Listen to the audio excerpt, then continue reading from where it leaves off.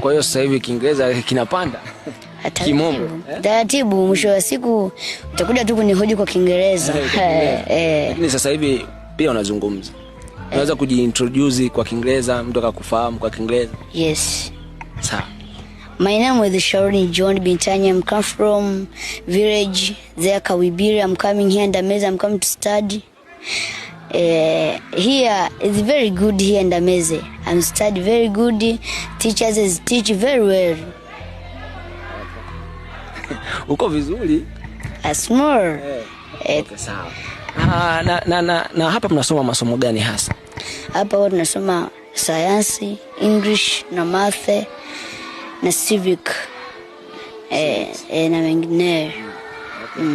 Sawa. Na somo gani ambalo unalipenda? Yani ukiingia darasani hapa unaona uko vizuri? Napenda yani hasa science na math. Ndio masomo niliyoyashika na ninayoyapenda zaidi. Hapa katikati mshafanya mtihani? Ndio. Na ulishika na nafasi ya ngapi?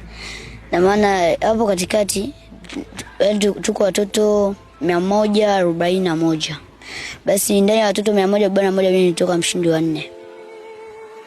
Mshindi wa 104. 104. Yes. Mko kati ya watoto 144. 41. 41 afu katoka. Yes. Mshindi wa 104. Yes. Na unazidi kujipambanua ili ufike hata nafasi ya kwanza. Ndio. Lazima nitafika. Kwa sababu hata ninapoangalia kuna muda mwalimu anapofundisha anatafasiri swali kwa Kiswahili, kwa sababu mimi kimoja nishika sana ni Kiingereza. Kwa hiyo kuna muda akitafasiri swali kwa Kiswahili, anatafasiri ile swali, mimi inaniwe dogo sana ambalo watu wanalishindwa. Kwa mwisho wa muda nabaki tu nasema muda mwingine huwa tunashindwa vitu ambavyo mimi ninaviweza. Mfano kama ile swali alisema, aliuliza kwamba wakoloni wanakuja walifuata nini hapa Tanzania. Kuna baadhi ya watu walioshindwa, ya mimi niliweza kujibu. Ni kwamba wakoloni wamefuata hapa Tanzania kwa kutafuta bidhaa mbalimbali ambazo kwao zina faida kwao, kama vile madini na kadhalika. Kwa hiyo nina uhakika kwamba mimi lazima kutoka mshindi wa kwanza itakuwa ni lazima kwangu. Na malengo yako ni kuja kuwa nani baada ya kusoma hapa shule ya msingi, kumaliza kidato cha 4 na kuendelea? Unatamani kuwa nani hapo mbeleni? Yani mimi sijaenda pengine, mimi ni engineer. Engineer wa majengo. Ndio.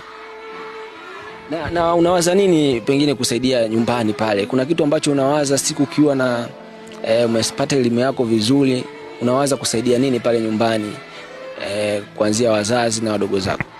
Kwa kweli mimi pale nyumbani sitakata tamaa na wala sitaacha kuwasaidia wale watu wa nyumbani, kwa sababu wadogo zangu na wakubwa zangu pia huko wanahangaika. Kwa hiyo mimi hapa imebakia ni kazi kwangu, yani kazi kwangu kujisomea na kwenda kuwaokoa. Lazima nitajitahidi kwa hali na mali, kama walivyosema kwamba kazi iendelee, na kazi itaendelea kweli. Mimi nitahakikisha kwamba nimewatoa kule, nitawaleta mjini. Na ndoto za kuwajengea nyumba pia?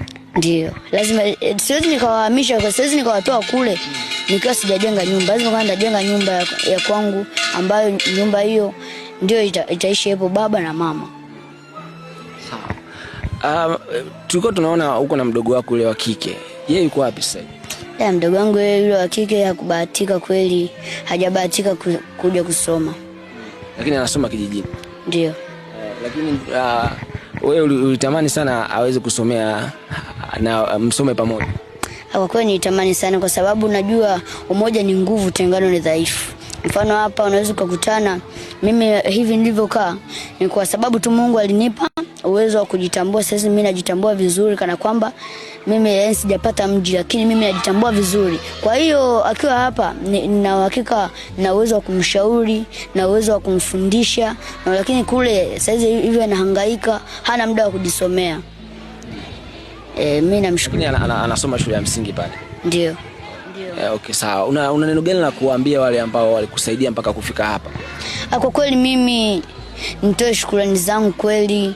Kwa kweli Mungu awabariki sana, kwa sababu mimi sina uwezo wa kujitoa labda niseme kwamba niwasaidie kitu fulani, sina uwezo, ila tu Mungu aliyetuumba wote awabariki, pia awainue kwenye maisha yao na malengo yao pia.